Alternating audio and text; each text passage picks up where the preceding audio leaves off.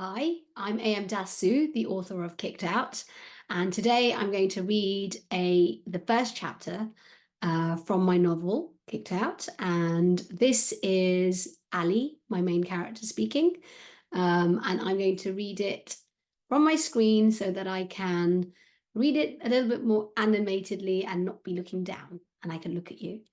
So here goes, Chapter 1, Kicked Out. Living my best life. I typed over a selfie of me in front of my best mate Mark's massive pool and shared it on my Snapchat story. I grinned, looking through my camera roll at all the goofy photos of Sami and Mark splashing each other.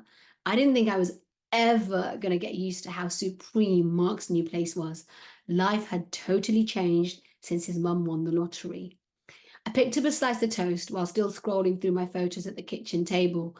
You'd never have thought from looking at them that Sammy wanted to run off back to Syria just a few months ago because he hated it here so much.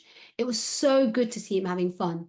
We'd clicked like we'd always known each other. Spending time with Sammy and Mark always made my day, and hanging out with them in a massive mansion with a heated pool on a school night made every minute even better. I was selecting a video of all of us shoving 4 cookies in our mouths to post on Snapchat when someone snatched the toast from my hand. Oi! I turned. I'm running late. Make another one. Samira, my big sis, waved her hand dismissively at me as she walked out the kitchen. You make yourself one, I shouted. I've got a revision session at uni and you're just sitting around, so no. She slipped into her shoes in the hallway, opened the front door and left. Here, have mine, said my little brother Ahmed, scraping his chair back from the kitchen table and pushing his plate towards me. His brown hair was as messy as ever, and he was still in his Minecraft pajamas. Why are you not eating? I said, taking his leftover slice. I had some Monster Munch, Ahmed shrugged. I made a face. Stinky crisps first thing in the morning was a whole new level of yuck. Are you going to Mark's again today? Ahmed said, glancing at my phone over my shoulder. Yeah, man, I said mid-bite. Can I come? No. I swallowed and swiped out my camera roll. You ain't ever hanging around with us. You better get that idea out your puny 11-year-old head now. Not fair, he huffed and walked out of the kitchen.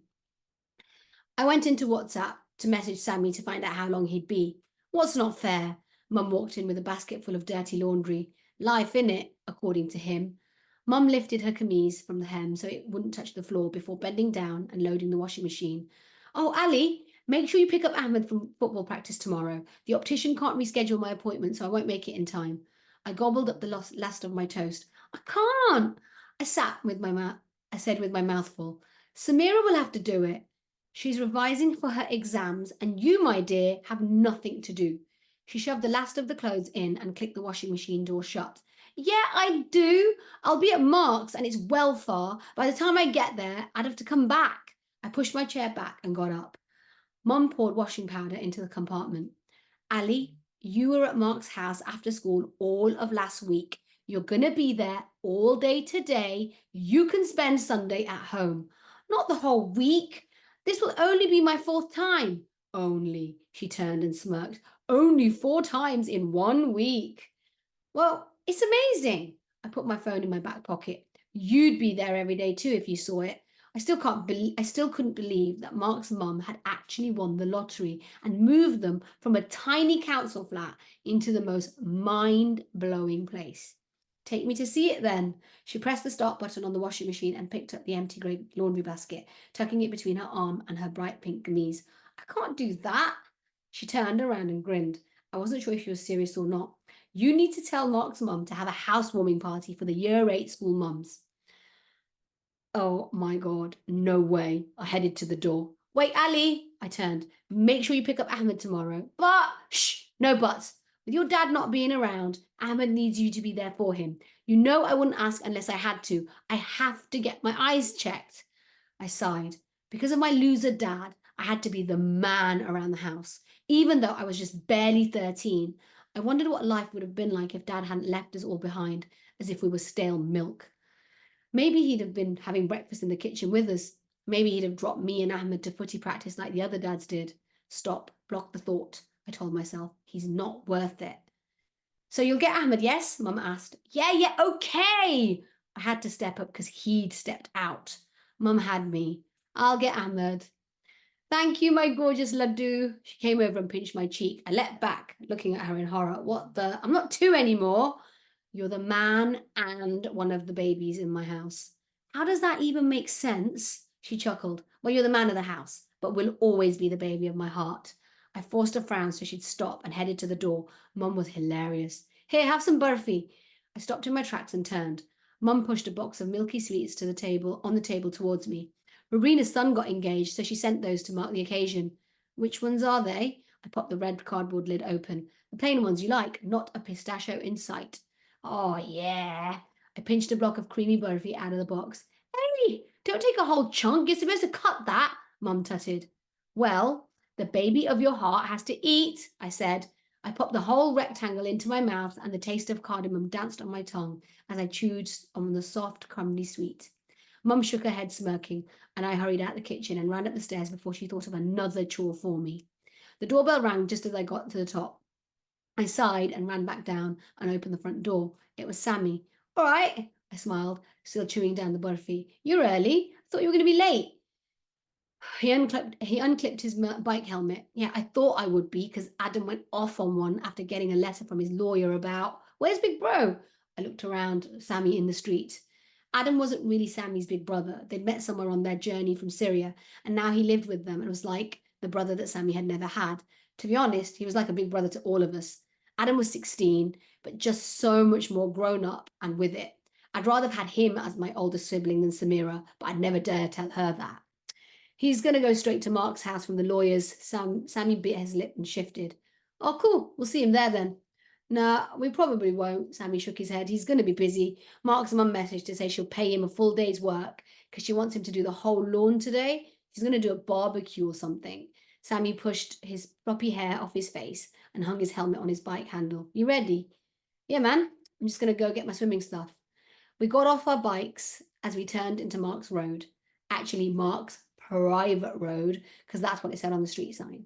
We'd always get off and walk up the long, pretty tree-lined street so we could gawp down the deep driveways and catch a glimpse of all the mansions. Hey, is that Adam? I said. A tall, dark blonde teenager in joggers and a grey t-shirt was strolling along up ahead. His black rucksack had a Syria flag stuck on the front compartment. Sammy cupped his hands around his mouth. Adam!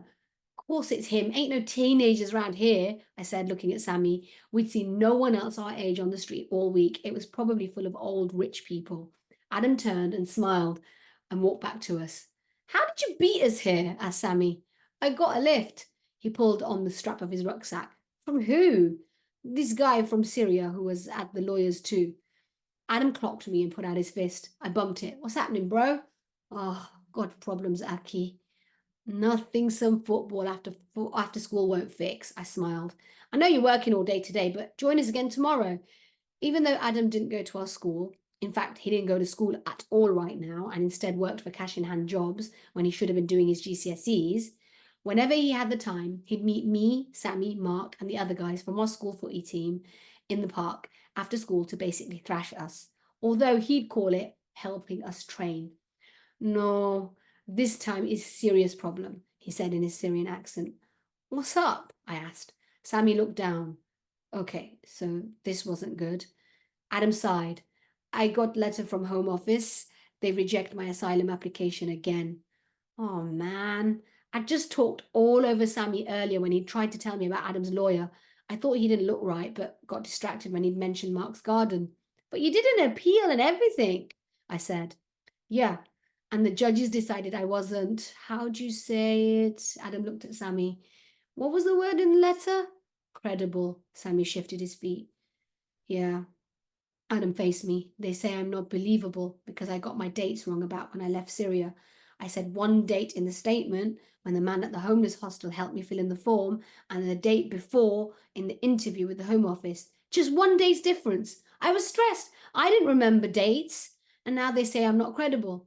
He dropped his shoulder and sighed, his mouth drooping into the saddest curve. Sammy looked up. The letter said you also said the wrong name of the street of the mosque. Yeah, Adam blinked hard, as if he was annoyed with himself.